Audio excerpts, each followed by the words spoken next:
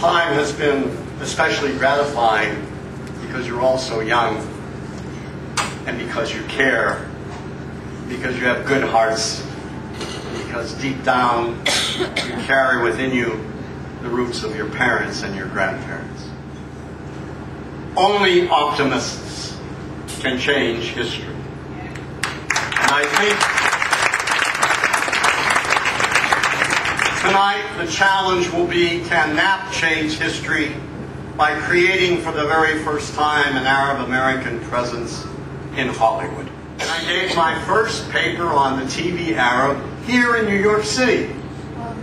And I remember I was so excited. I rushed back to the university and I wrote a paper and I said, I'm going to get this published. And that was in 1975. And in 1978, after 54 rejection letters, it was finally published. I want to encourage you to do several things. I want you to think about what Plato said. I'm not a Greek scholar, but I know what Plato said. Plato said, I'm paraphrasing, those who tell the stories also rule society. But when it comes to us, pause. Who is telling the stories? Who's behind the camera? Who's at the computer? Whose fabricated fantasies, visions, and values project and define all Arabs as a godless enemy other? And what are we going to do about it? It's high time we did something about it. I'm sort of fed up going to this organization and that organization saying, let's do something about it. Although I'm a charter member of the ADC and I support and cherish every organization that exists because the people who work there don't earn any money and they don't get any support at all from the community. But the organizations have yet to learn to cooperate with one another. The organizations still have to go to Arab countries on their hands and knees begging for money. They are not truly all-American organizations because they're not funded by all Americans. NAAP is. You are an all-American organization. You're young, you're dynamic, and you're in a position to create change.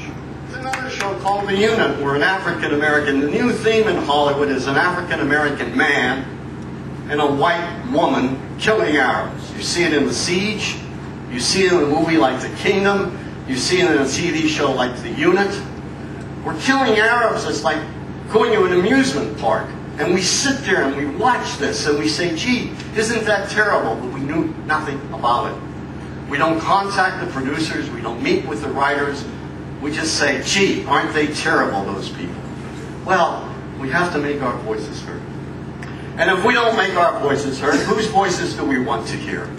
How much longer are we going to sit on our cheesies and take it? This stereotyping issue has dominated my life of my family for 4 decades now. This image has been with us for more than a century. It's impacted every human being all over the world.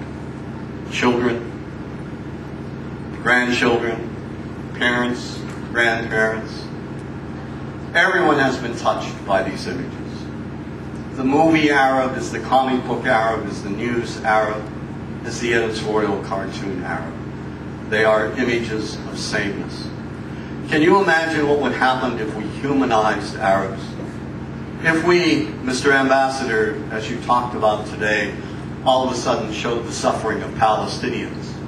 If there were movies that illustrated Palestinian sufferings, entertainment films like Harrison Ford starring as a Palestinian fighter, freedom fighter, going up against Israeli aggression in I mean, why can't we have movies showing Arabs as victims of terrorism?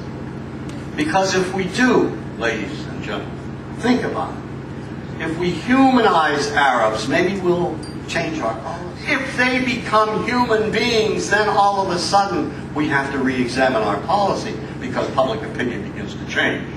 And when public opinion begins to change, policy begins to change. There are individuals and organizations out there that are doing everything in their power to make sure that this community remains apathetic. This evening, I think this entire conference reminds me of a feast of Arab cuisine. It's been and continues to be as magnificent as an elaborate maza as smooth as Lubna, splendid as shawarma, tantalizing as tabbouleh, explosive as falafel, and as intoxicating as arak.